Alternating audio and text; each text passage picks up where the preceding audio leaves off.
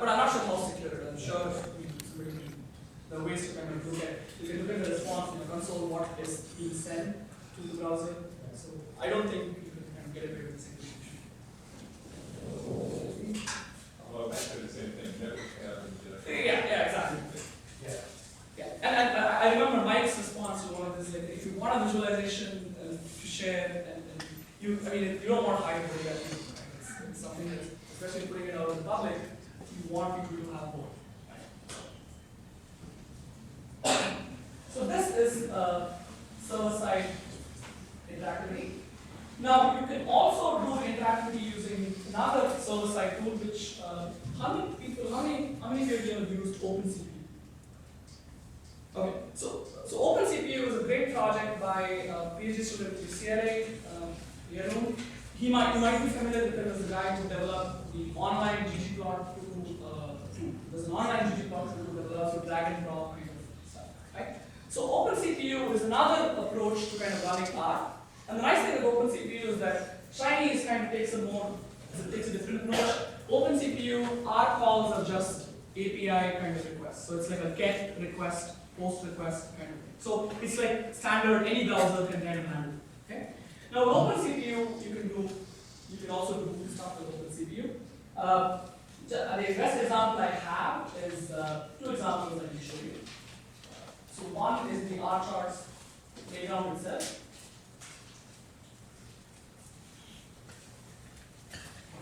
It's showing up now. So we need to show that. Perfect. So this is probably just some kind of glitch.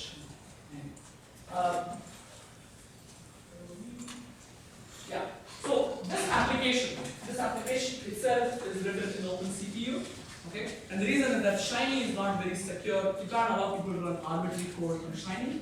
That's what I was told. OpenCPU is more secure because it kind of does some sandboxing and all that kind of stuff. So here, when I press the submit button, what's happening is that this code is being sent to OpenCPU, which is running it, and it's creating the required chart for me, and then putting it on this. Okay? So this is kind of Shiny does everything. What I'm doing here is I'm using AngularJS for the reactive part. I'm using OpenCPU for the R part, right?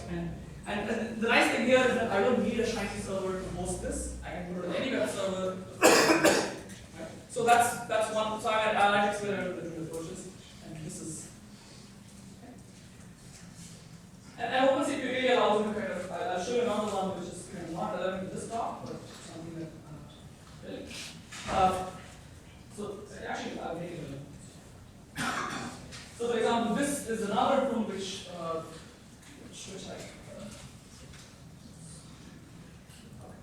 So this is another tool that I built called Slidify, which basically takes Markdown and converts it into a document, right? To an HTML document. And so, for example, the code that you see on the left-hand side is basically generating this entire tutorial on MVD charts, and it's dynamic in the sense that if I change, let's say I change, let's say water color, I change to dark green, for example here.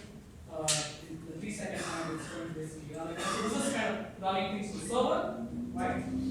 And so I have it here. You see that the chart color is being updated to. Okay. So the reason I want to show you this is basically that OpenCPU. If you haven't looked at OpenCPU, I think you should take a look at it. It's an amazing piece of software. They don't develop it single-handedly, and it does a lot of good things. To generalize it, if a person has a work server, they can also do the same thing then, where they can take Angular and tie it into their own organization server, or if they have their own hosting service. Just as long as they have a server, if they don't have one, OpenCPU is free. So So for example, I'm piggybacking on the public OpenCPU server. Now I can also install OpenCPU on my own servers and do that, right? And of course, you can also do the same thing with Shiny. But I think there are some differences between how, OpenCPU handles everything as GET requests, it's like a RESTful API. Shiny uses WebSockets and other means to communicate. So there is a difference between how they kind of, and Shiny has the reactivity part already built.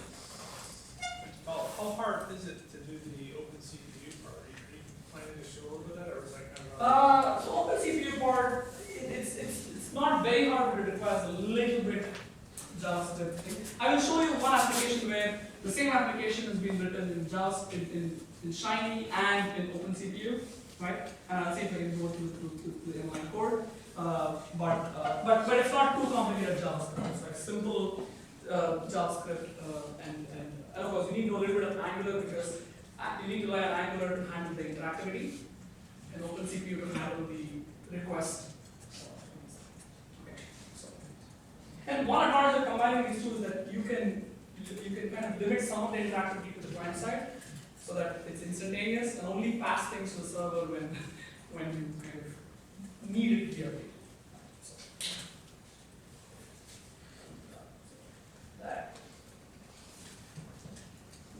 So any questions on this? I mean, I'm sure the other server-based solutions for R, there's FastR Web, there's rServe, I mean, all kinds of tools, but Shiny and OpenCPU are the two tools that are easiest to work with. And depending on, and I still don't have a good understanding of the pros and cons of each, except for like, you don't need a Shiny server if you just want to look at any web page, you can use OpenCPU. Any questions? Do folks need to break it all, or? Yeah, so I mean, yeah, that's a good question. If you want to take a break, then go ahead. What if you got questions or find out something, that can address that, and then you can do the next part. Or you want to continue, I can do this. Keep going, it sounds like. Yeah. Keep going? Okay. Okay, so the next part is kind of more looking at how it works. Right? Deliberately I've chosen the simplest possible example, and I will take you through this. Okay? So let's kind of start with how a JavaScript-based chart kind of looks like in HTML, right? And so this is a library called rCharts, which is again built on top of D3, right? Tons and tons of libraries built on top. And what I've done here is I've kind of broken down the chart into different pieces, and I'll show you how each piece is mapped on into objects, right? And in some ways, it's kind of taking ideas from this whole convention over configuration kind of idea, right? So if you look at the first part, okay, so there are three parts to the chart, right? One is the resources that it's loading. For example, here it's loading D3, it's loading rCharts. Okay? Then comes the actual JavaScript that is generating the chart. Okay, so this is the actual JavaScript. And finally, the HTML tag. You need to kind of hold the chart, right? So there are these three pieces. How do these three pieces map into a rCharts library, right? So let's take the easy one out first, right? So the first one is the resources, right? Resources basically this, right? So the resources essentially become a configuration file in rCharts. And I use a format called YAML, which is a very popular format for having configuration details, right? And it looks a little bit nested. I'll tell you what it means. So the first part is saying, okay, it's rCharts, that's the name of my library. Okay, the JavaScript files I want you to put in the head of my HTML file are js/v3v3.js, js/rCharts. You also see the CDN, right? And the reason I have CDN there is that if the user chooses to have assets delivered from CDN, use the HTTP links instead of using the local links. Okay? So this file basically tells you these are the resources to be used by CDN and not CDN, and it's like, and this library doesn't have any CSS, but you can also have CSS in the configuration. Okay? Now next comes the JavaScript. Right? So if you look at this JavaScript, you can identify quickly certain patterns, right? So the graph def itself is a JSON object. That's data, right? That data has to come from R because I only want the boilerplate code to reside in my template. I want the data to be supplied by R. Okay?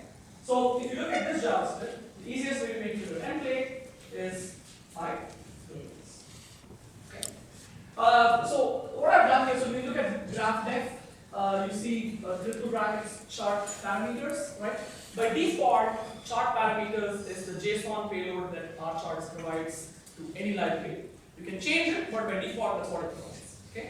And this is what uses a templating language called Mustache. Idea is that when I combine the chart balance payload with this template, whatever you see in the triple mustache part is going to get replaced with that part. Okay? So all I'm saying is, look, the graph dev part, I want you to kind of put it in. Okay? And the other thing, chart ID that you see there is basically saying, okay, every chart has an ID, and this is again a mustache expression. Okay? So now this by itself is not going to give you anything, but once you combine it with the JSON payload, then you're going to get the charts. So now comes the last challenge, right? The last challenge is like, how do I take a data frame, right? So this is a data frame that I have. How do I take a data frame and generate the JSON payload specific to this library? Okay? And here is where the idiosyncrasy of each developer shows up, right? And I mean, I'm idiosyncratic too. But so here, every library will have a different way to get into the JSON, and I have the code here, right? This is the JSON that I want to get for the data set, and not going to the code, but this is a make data set code that I wrote. It basically takes an X, Y data group and converts it into a format, which is what that particular library expects, right? And you can write this for every library that is. Okay. Now, when I talk about rCharts.js, what I was talking about is like not doing this part in R, but instead porting it back to the JavaScript. So kind of an adaptive layer on top that can take a standard data structure and convert it based on what that library needs, right? So it's kind of a patch. So now how do you make the chart, right? So this is how the chart gets made. I'm converting the data set to the format that is required by the library. Okay. Then I'm setting the library to rCharts.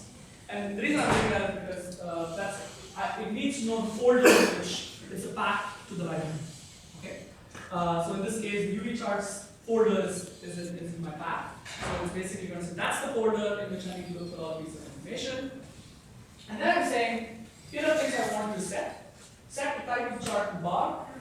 Categories are going to be the names in the data set. Okay? And the data set itself is the data set, and the DOM ID is chart1. And once I do that, I'm printing the chart. Okay? Now here's the neat part, right? The neat part is that I didn't write any publish methods or any save methods or any show methods for this particular library, right? But because it derives from the rCharts class, all these features are automatically built in. So in other words, anytime I write a new library, I really don't have to reinvent the wheel and write down functionality for publishing it, for doing all those kind of things, right? So that, in my mind, is a huge advantage in terms of that infrastructure is already built in, shiny integration, everything comes at, so you just get this and all that comes from rCharts. Okay. Now, of course, this is still a little bit, I would say, not really rCharts friendly. So you can do something like this, which is what I do. So all the wrapper functions you see, rplot, nplot, xplot, they're all say, okay, what would an R user typically like to have, right? But then you can customize it even further because it returns an object of that class. So in this case, what I've done is, okay, x, y data group type, right? And just return the chart. So if you just want to use UVplot, you can say UVplot, x equals this, y equals this, data equals this, and then once you do that, you're going to get the chart. Actually, I already showed you the chart. So this is a chart that's it. So you can again, this interactivity is built into the library in question. Okay. So that's one of the advantages of taking this approach, that you have all the other features kind of come to you at no cost. Right? So you just have to build the infrastructure to the plot. All the supporting, other functions, all the supporting functions. They're not really core functions, but they kind of come. Now, if you want to read more on this, I have a couple of more detailed, actually the same examples, but more detailed write-ups. How it works, two parts, and there's also a library called Micropolar, which is again developed by Chris, which does polar charts. And so it's not a part of rCharts yet.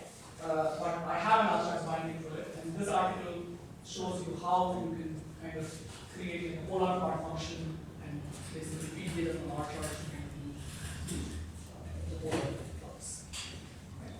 So the link is there at the last page, so for those of you interested, you can read it. So any questions? Any questions? Yeah? Yeah. Now, the data frames for different libraries sometimes have to still use a different format, like water or mineral, is that true? So usually I try to take care of that in my processing. So for example, good example, Morris.js takes a slightly different data set, but I try to kind of, I assume the long form. Yeah, I assume it's more, the lattice takes a long form, right? So I assume a long form data set. But you could kind of write bindings where you specify if you go from long to wide or wide to long. But I assume no. Thanks for that. Yeah.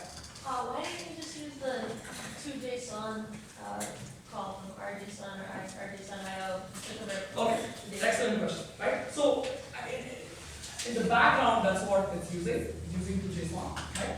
Now, but one of the things with toJSON, both in rJSON and in rJSONio, they converted into an object. I always get this. No, they don't convert it to the format that is expected by the library. So what I try to do is I try to create an R structure, right? That when converted to JSON will give me the same thing that the particular library has. So when you do toJSON on the data frame, it gives you a data structure which is not the one that different libraries take. Okay, so that's why I'm not using toJSON directly. So instead, what I'm doing is I'm converting this data frame into an R object, which when converted to JSON will look identical to what is there. Make it into a list. Yeah, I'm making it to a list, and sometimes you might, if it's especially wide data, long data, you might have to kind of do a few things there, right? As I said, other solutions is kind of equally interesting. We just said, let me convert this into a standard JSON data structure, and then let me handle the other conversion in JavaScript itself, right? Maybe using underscore or Lodash, one of these manipulation. Since D3 can handle CSVs and TSVs, do you ever just spit that out and then hand it to plotting libraries? So you're saying that just provide CSV to that? Yeah, well I know D3 provides that. I don't know if any of your plotting libraries directly can handle a CSV, but D3 can. So let me make sure I understand this. So I'm saying, can I provide a CSV file to rCharts and Well, yeah, you just spit out the data frame as is, as a CSV, and then feed it to a direct D3? Yeah, well I don't know if I mean So you can write reusable charts in D3 itself where the only thing that it accepts is like a CSV file. Right? You can do that, but then you need to write the D3 code that would sort of. So I mean, and this is there's a huge move on this. So I know that there's a D3 dot chart, which is like an attempt to make reusable code, right? To make reusable D3 charts. So I mean that's definitely something that will work, right? But then you still have to get you can use those as templates and do it. That's I mean it's definitely out there. I want to provide a solution for just more things. If you're doing all your data analysis in R and you want to go outside of R, what's the quickest, easiest way? yeah, I'd just be surprised some of these plotting libraries support a tabular format as input, and then they've got their own internal. Actually, rCharts provides supports the tabular format, and so some libraries support, like, I mean, the JSON equivalent of a tabular format, right? Okay. You can still, You still have to do the Ajax file. you still have to do the Ajax file. Yeah, So what? it's still, You you have to still do need which a part? lot of JavaScript lunging because you have to do the Ajax call to pass it to the library, et cetera. So it's not super Yeah. great for them to do that. Yeah, that's true. And actually, this brings me an interesting question. Like, so, for example, deliberately I kept all these charts to be completely self-contained, right? So all the data is in, so you can't kind of have an externally linked CSV file. I hope to change it, like once I get the documentation done, the next version will allow that to happen, right? But the idea is that people want to just create a chart, HTML, and just show it to someone. Sure. So this is, everything is in line. There is nothing that's kind of, except of course links to JS files. Any other questions? Okay, so of the